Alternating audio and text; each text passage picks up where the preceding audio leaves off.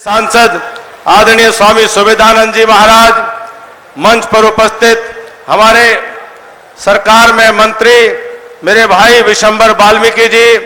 पूर्व मंत्री आदरणीय राव नरवीर सिंह जी, प्रोफेसर छत्रपाल जी, आदरणीय श्रीमती सावित्री जिंदल जी, मंच पर उपस्थित हमारे लोकप्रिय विधायक भाई विनोद भ्याना जी, भाई भव्य बिश्नोई जी, और आप सबसे अनुमति चाहता हुआ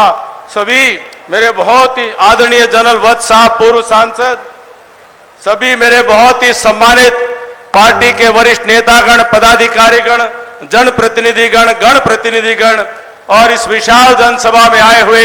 सम्मानित पिता तुल्य बुजुर्गों, पूजा के योग्य मातृशक्ति, नौजवान साथियों, पत्रकार और छायाकार मित्रों, सबसे पहले तो आप सभी को मंच की तरफ से हाथ जोड़कर सिर झुका करके राम राम करते आप सबको राम राम, आप सबको राम राम।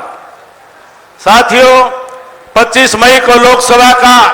महापर्व अपने हरियाणा प्रदेश में वोटिंग का दिन है।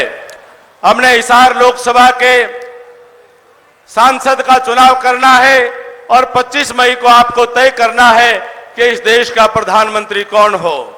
इस छठे चरण के अंदर उसके बाद 7वां चरण हमारा 1 जून को और 4 जून को चुनाव का परिणाम आएगा और उसके बाद देश की संसद में एक तरफ देश के लोकप्रिय प्रधानमंत्री, दुनिया के सर्वाधिक जनप्रिय प्रधानमंत्री या जन नेता जिनको कह सकते हैं नरेंद्र भाई मोदी जी, भारत की जनता की तरफ से चुने हुए प्रतिनिधियों का अपने पक्ष में बहुमत साबित करने के लिए खड़े होंगे। और दूसरी तरफ जो मुगलिया गठबंधन है, गमंडिया गठबंधन है, वो इंडिया अलायंस के नेता के तौर पर राहुल गांधी अपना बहुमत साबित करने के लिए खड़े होंगे। आपको चुनाव करना है कि हमारा हिसार का हाथ वह किसके पक्ष में खड़ा हो।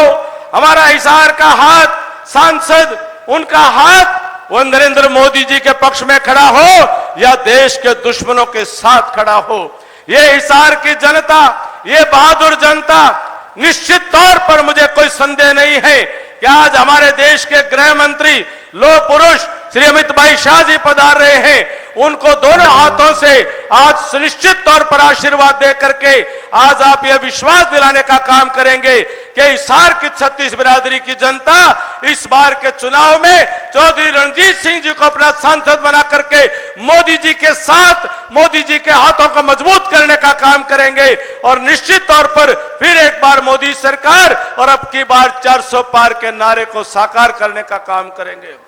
मेरी आप सभी से प्रार्थना है कि इस बार तीसरी बार मोदी सरकार का संकल्प पूरा करें, इस बार 400 पार एनडीए का संकल्प को पूरा करें, चौधरी रणजीत सिंह जी का बेड़ा पार करने का संकल्प को पूरा करें और कांग्रेस को उम्मीदवार को हिसार से बाहर भेज देने का संकल्प को पूरा करें सदा सदा के लिए। जहां एक तरफ इस देश के अंदर गमंडिया गठबंधन, यह मुगलिया गठबंधन एक तरफ देश में वोट मांगने की हिमाकत कर रहा है, जरा सोच करके देखें, विचार करके देखें कि राहुल गांधी किस प्रकार की संस्कृति का नेतृत्व कर रहे हैं। राहुल गांधी जी का घोषणा पत्र क्या कहता है, उनका इतिहास क्या कहता है, उनका अतीत क्या कहता है। राहुल गांधी जी के घोषणा पत्र के अंदर लिखा है कि उनकी सरकार अगर देश में आती है, अगर किसी प्रकार से यह मुगलिया गठबंधन देश में आता है, तो वो कहते हैं कि 70 साल की आजादी के बाद जो जम्मू कश्मीर के 370 अनुच्छेद और 35A को समाप्त करने का काम आपने किया है, वो कहते हैं फिर से उसको 370 को बहाल करके हमारे सैनिकों के ऊपर जुल्म ढाने का फिर से वो काम की शुरुआत करेंगे।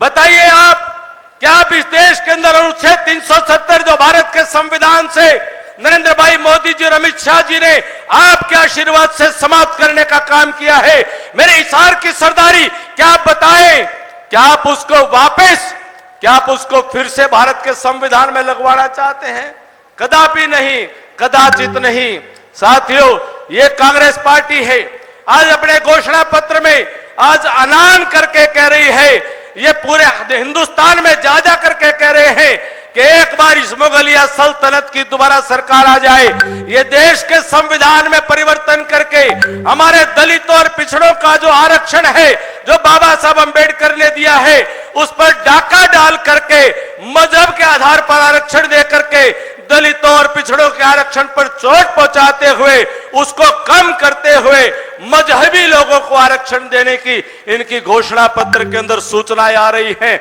और ये लगातार पूरे देश में ऐलान कर रहे हैं। साथियों, क्या इस प्रकार के लोगों को हम संविधान से छेड़छाड़ करने की इजाजत देंगे? क्या हम ऐसे लोगों को दिल्ली के तख्त पर बैठने की इजाजत देंगे? क्या ऐसे लोगों को लाल किले की प्राचीर से हम भाषण देने का अवसर देंगे, जिन लोगों ने भारत के सर्वोच्च न्यायालय में हलफनामा दाखिल करके कहा था कि इस हिंदुस्तान की आत्मा, इस हिंदुस्तान की संस्कार का प्राण तत्व भगवान राम, कांग्रेस ने कहा सुप्रीम कोर्ट में एफिडेविट दे करके, शपथ पत्र लगा करके, हलफनामा दे करके कहा कि राम कभी हुए ही नहीं। कांग्रेस ने कहा था कि न कभी राम हुए, न कभी राम सेतु बना था, ये सारी बातें काल्पनिक है। और कांग्रेस आज भी इनके भाषणों में बातें कहती है कि ये मुगलिया सल्तनत की सरकार अगर दिल्ली में आती है, जो भव्य मंदिर आज राम का अयोध्या में आप सबकी इच्छाओं की पूर्ति करते हुए बना है, कांग्रेस का बस चले तो भगवान रामलला को फिर से तंबू में भेजने का काम करेंगे। कैसे लोगों को हम देश की सरकार बनाने का मौका देंगे?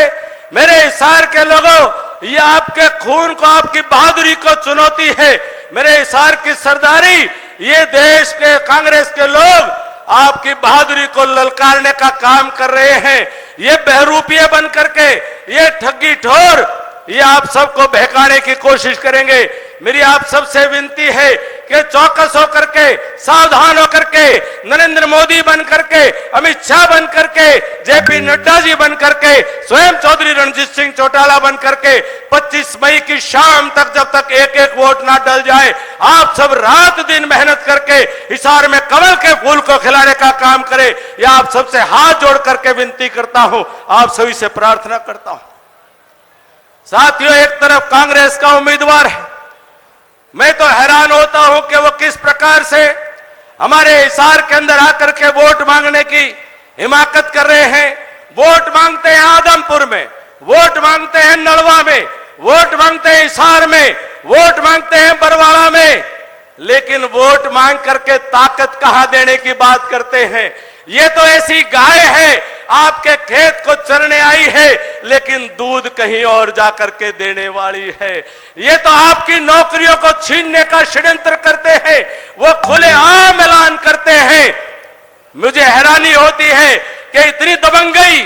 कि खुलेआम ऐलान करते हैं कि उनकी सरकार अगर हरियाणा में फिर से आ गई तो वो खर्ची भी लेंगे और पर्ची भी लेंगे, और पर्ची लेंगे तो खर्ची लेंगे और पर्ची लेंगे और खर्ची लेंगे, मगर आपकी नहीं लेंगे। कहां की लेंगे? आपको मालूम है ये गाय चर करके दूध कहां लेकर के जाने वाली है? आपको मालूम है ये हिसार के भोली भाली जनता इनके बहकावे में नहीं आने वाली है। अपनी नौकरियों को संभाल कर रख लेना, अपनी मेरिट को संभाल कर रख लेना, अपने इस इलाके की आन बान शान को संभाल कर रख लेना। किसी के पांव में गिरवी ना रखने पाए, किसी के पांव में आपके इलाके की चौधर को किसी के पांव की ठोकर पर जाने को मजबूर ना होना पड़े। इसलिए ऐसे लोगों को अभी से त्याग कर दो, इनको तिलांजलि दे दो और 25 मई को ऐसा फरमान सुना दो कि वापस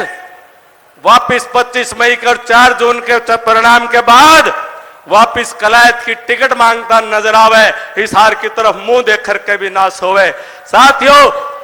मेरे हिसार की जनता से प्रार्थना करता हूं, अगर आप हमारी बातों से सहमत हैं, अगर आप अपने इलाके के मान सम्मान और स्वाभिमान को बचाना चाहते हैं, अपने इलाके की मेरिट को, नौकरियों को बचाना चाहते हैं, अपने इलाके की बिजली को, पानी को, विकास को बचाना चाहते हैं, तो चौधरी रणजीत सिंह जी का साथ दो और दोनों हाथ उठा करके हमें आशीर्वाद देने की बात करो। साथियों, आप सबसे यही प्रार्थना करता हुआ एक एक वोट कमल के फूल पर डालने की कृपा करें। आप सभी का बहुत बहुत धन्यवाद। जय हिंद, जय भारत, बोल भारत माता की। धन्यवाद। तो हिसार से सीधा प्रसारण आप यहां पर देख रहे थे और बीजेपी के नेता कैप्टन अभिमन्यु का संबोधन आप यहां पर सुन रहे थे।